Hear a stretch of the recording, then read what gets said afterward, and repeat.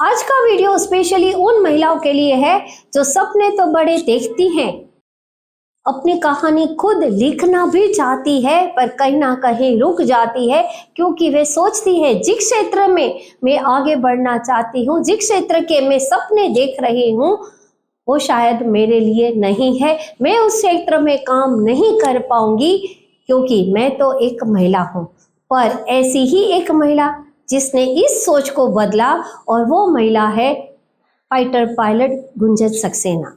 जी हाँ दोस्तों, उसने हर सोच को बदला और काफी अन्य महिलाओं के लिए प्रेरणा का स्रोत बनी है। आज हम उनकी जर्नी से क्या लर्निंग ले सकते हैं उसकी हम बात करने वाले हैं। अगर आपने अभी तक मेरी चैनल को सब्सक्राइब नहीं किया है तो नीचे दिए बेल आइकन को प्रेस करें, उसे सब्सक्राइब करें और अच्छी लगे तो उसे लाइक और शेयर भी जरूर करें।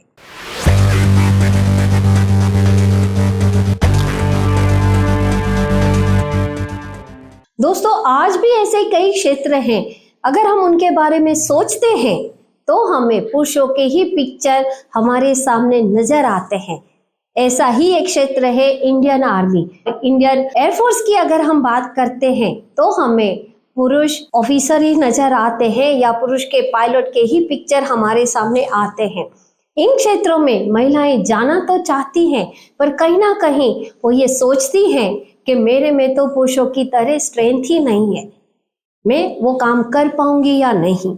और कहीं ना कहीं हमारी सोसाइटी का भी कहीं ना कहीं ये प्रेशर रहता है कि ये क्षेत्र जो है वो आपके लायक ही नहीं है।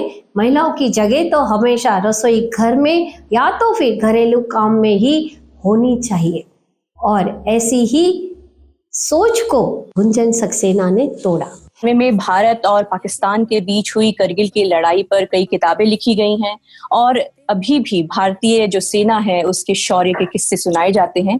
और इन किस्सों में जो है दो प्रमुख किरदार जो शामिल थी वो है एयरफोर्स की फ्लाइट लेफ्टिनेंट गुंजन सक्सेना और श्री विद्या राजन। उनका जन्म आर्मी फैमिली में ही हुआ, उनके पिता भी आर्मी में, भाई भी आर्मी में, और वो बचपन से ही हवा में उड़ने का सपना देख रही थी। उनको एक ही शौक था कि मुझे हेलीकॉप्टर उड़ाना है, पर ये रास्ता उनके लिए इतना आसान नहीं था। पर कहते हैं ना दोस्तों, जिसके ऊपर जुनून सवार होता है वहाँ मुश्किलों की भी औकात जो है वो कम हो जाती है। काफी कड़ी मेहनत के बाद उन्होंने इंडियन एयरफोर्स में एंट्री ली।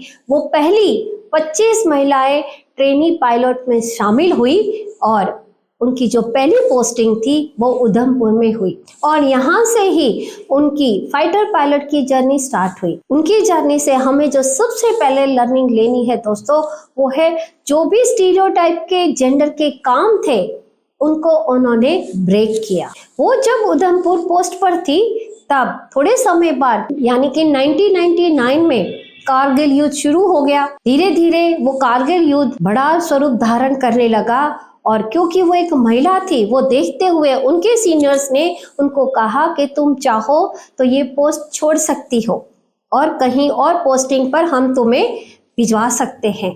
पर उन्होंने उस बात को इनकार कर दिया और कहा मैं भी अपने देश के लिए लड़ना चाहती हूँ, और ये इच्छा दर्शाई। तुरंत ही उनको ऑपरेशन विजय में शामिल कर दिया गया। लेकिन जब मुझे बताया गया कि मुझे जाना है कारगिल, सबसे पहला जो इमोशन मेरे दिमाग में मुझे याद है वो है खुशी कि मुझे ये अपॉर्चुनिटी मिल रही है और मैं वहां जा रही हूँ। और दोस्तों, यहाँ पर सीखने वाली बात यह है कि उन्होंने जो सपना देखा था कि मैं अपने देश के लिए लड़ना चाहती हूँ और वो उन्होंने उसको पूरा किया। हमारे लिए भी कई क्षेत्र ऐसे होते हैं कि हम सोचते हैं, जैसे मैं बता रही हूँ, कि यह हमारे लायक नहीं है, पर अगर आप में प्रतिभा है तो वहाँ जेंडर बायस कुछ भी मायने नहीं रखता है। बस आप डटे रहे, सफलता मिलती ही मिलती है। बट जब मैं उधमपुर पहुंची तो मैं और मेरी एक बैचमेट श्री विद्या राजन, जब हम लोग उधमपुर पहुंचे तो हम पहले वुमेन पायलट्स थे जो उस बेस या उस यूनिट में कभी भी पहुंचे थे। तो वहां का इंफ्रास्ट्रक्चर को थोड़ा सा टाइम लगा हमारे लिए तैयार होने के लिए, थोड़ा सा एडजस्ट करना पड़ा शुरू में। हाँ, और आई थिंक वो जो छोटी छोटी चीजें थी कि चेंजिंग रूम्स नहीं बन पाए थे तब तक, या टॉयलेट्स नहीं बन पाए थे, एज आई सेड ये भी ऐसी सिचुएशंस थी जिन्हें ऐसा नहीं है कि हम हैंडल नहीं कर सकते थे। एडेप्ट हम लोगों को सिखाया गया था। एज आई सेड, ट्रेनिंग हमें वो मेंटल टफनिंग दे देती है कि हम इन सिचुएशंस को हैंडल कर सकें, एडेप्ट कर सकें। दूसरी जो लर्निंग हमें उनसे सीखनी है वो है डिटर्मिनेशन एंड करेज। अगर आपके सपने बड़े हैं दोस्तों, तो आप में डिटर्मिनेशन और करेज होना बहुत जरूरी होता है। जब उनको ऑपरेशन विजय के लिए सिलेक्ट किया गया तो उनके साथ को पायलट श्री विद्या राजन थी और उनको जो जिम्मेदारी दी गई थी वो थी सर्विलियंस एंड सॉर्टिस की।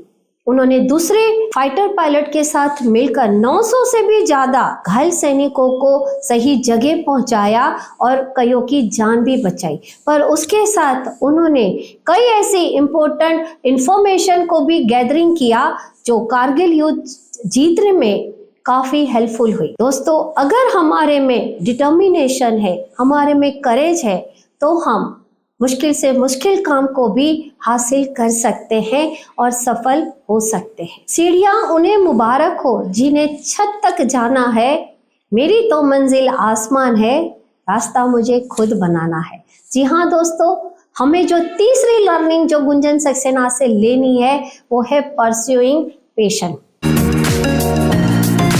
Is that number one, no matter what are the circumstances around you, you have to be very clear and strong in your own belief in your own self, because I believe that majority of the time what really deters people from chasing their dreams is not so much the environment around them, but more so sometimes when they let that self doubt get the better of them.